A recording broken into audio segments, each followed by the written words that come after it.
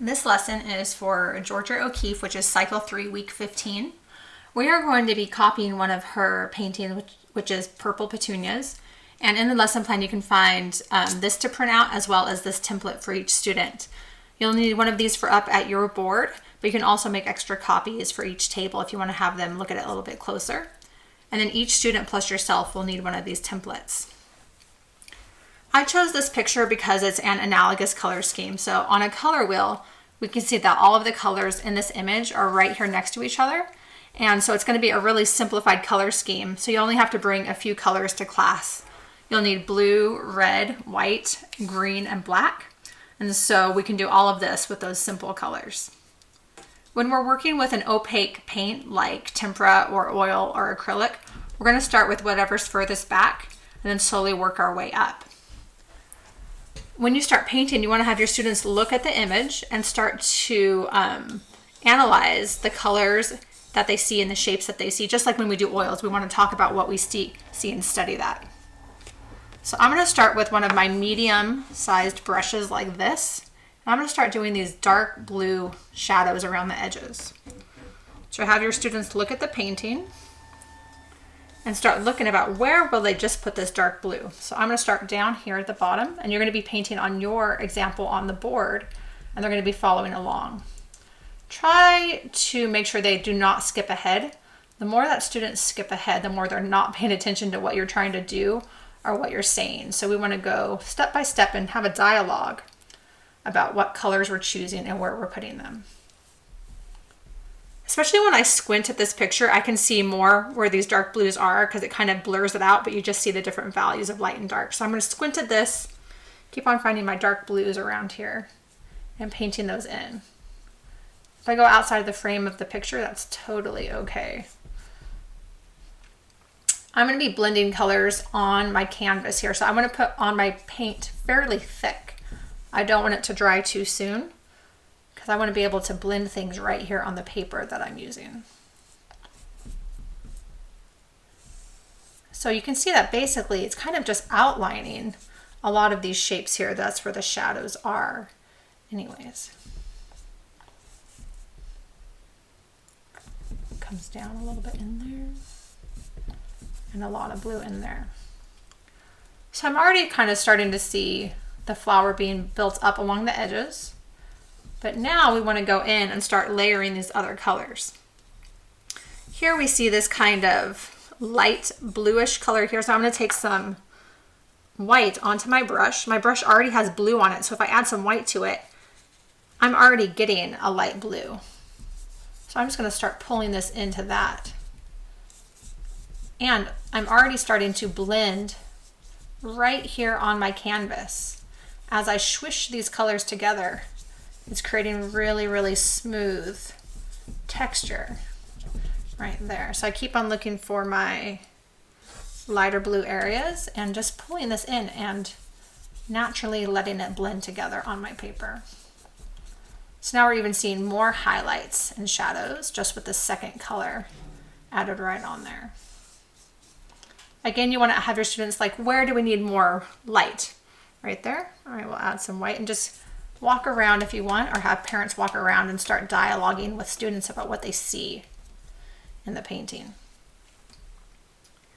What other colors do we see here? We see kind of like this pinkish color, and we don't have pink on our palette, but we know that red and white would make pink. So I'm going to clean out my brush. I don't want the colors to get too muddy.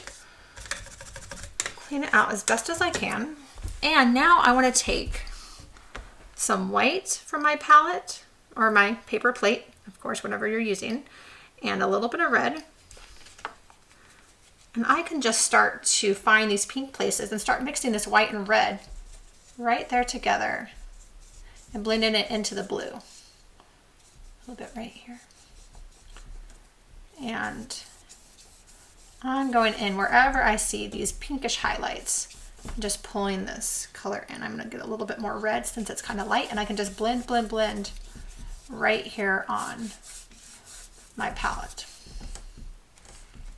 And down there.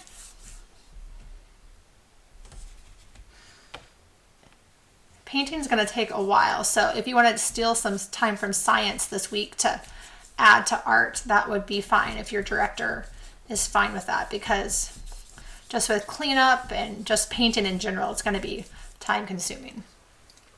Now I can see that this is really blended, but mine's not quite blended. So I'm going to take kind of a purpley color, and I want to go in and just blend in my highlights to my shadows. Just like O'Keeffe had really, really smooth brush strokes happening. And this is going to get built up. You don't have to just do it right the first time. You can keep adding layers and blending it together until we start getting the same smooth effect. That's what's great about these opaque paints. We can build up and build up, and it's a lot easier to fix mistakes than working with watercolor. Try and get some of these highlights back that I kind of lost. Blend that in there. And obviously we would love to have hours and hours to work on a painting, but we're going to have to work fairly quickly in class in order to get this done in the time allowed. Once we have the general lights and darks of our flower, we're going to take our small paintbrush and do the blacks and the details.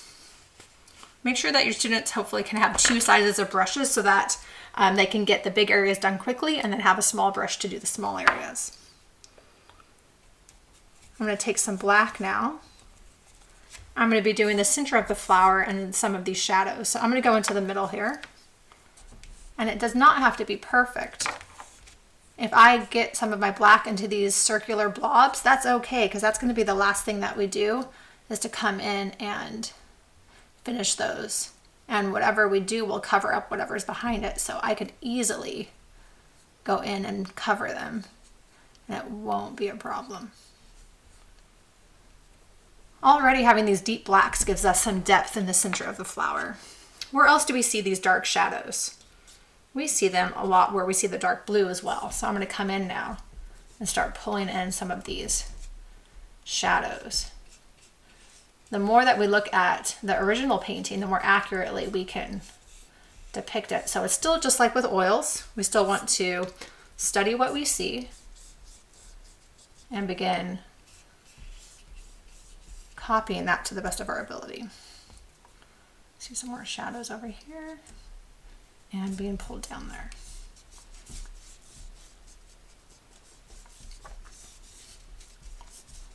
So even though it's not going to look exactly like the original, the whole point here is to try to get the smooth painting technique that O'Keeffe did. So we're not looking for perfection, we're looking for trying out this blending of colors right here on our paper and kind of working about how to smoothly blend them together.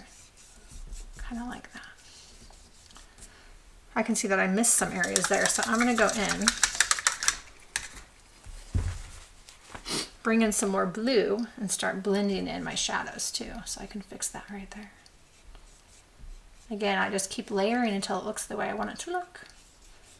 And the more I blend it, the more smooth it'll be.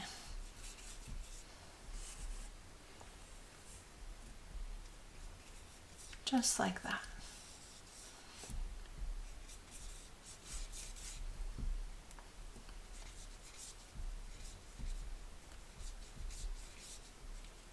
All right, so you can see that already we're starting to get these highlights sticking out and the shadows going back, starting to look a little bit more three-dimensional.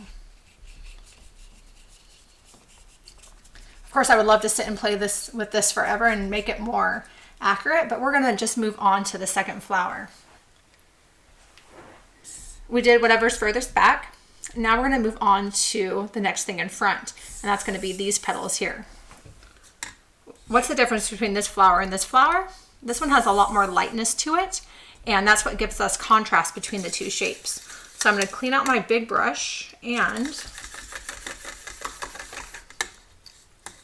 I'm going to start with some of my blue again, but I have to make sure that my blue is just in this crescent shape and down here and not mixing in with my flower above it. So I'll take the blue and just start to do this shape here at the bottom.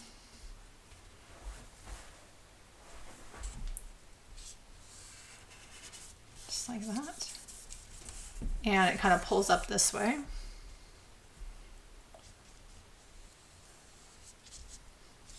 So you can see how having just a simple analogous color scheme is going to allow us to move rather quickly. Just use a few colors. So hopefully we can work through this with our students within 35, 40 minutes would be the ideal.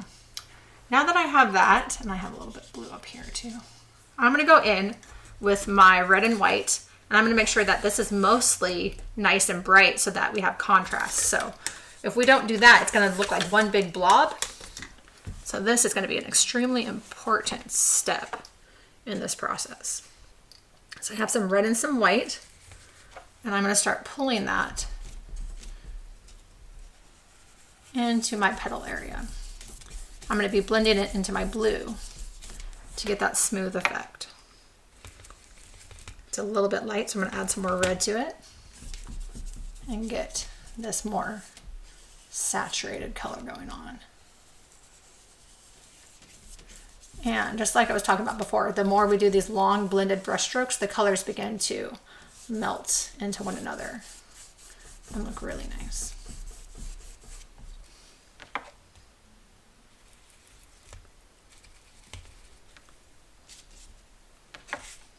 If your colors are getting muddy, just make sure you wash out your brush so that you can get some more pure color there. I'm going to bring some pink into here. I'm starting to go around the flower and figure out where do I see more of these pink highlights.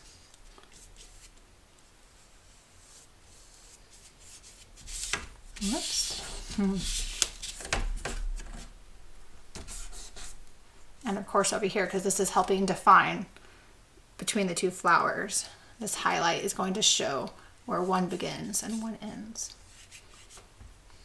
And then some more pinks down there.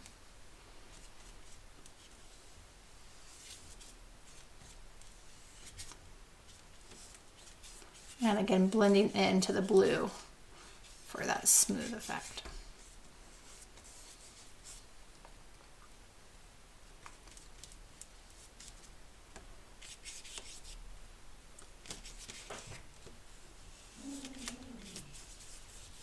So now that I have these main blocks of color on here, I can go in with my black and do some of my shadows. Just like before, I'm going to use my smaller paintbrush because these are going to be some smaller lines. I want to try and make it so I can accurately get in these little tiny spaces. So I'm going to get some black on my little brush, go in and deepen the center of the flower because that's going to be really far away, really in shadow. Come in like that. And then I'm going to look for some of these black deep shadows along the petals as well. Swishes up in there. And a little bit blended in down here.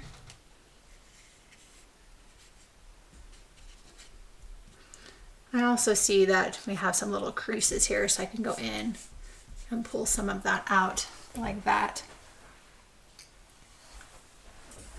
And maybe some more in here. So some students are going to be much more accurate and look for every little detail.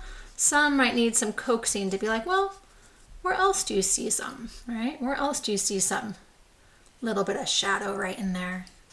Again, I can blend it in by pulling it down and blending it in with my blue, blending some in with my white, things like that. And then pulling it down there.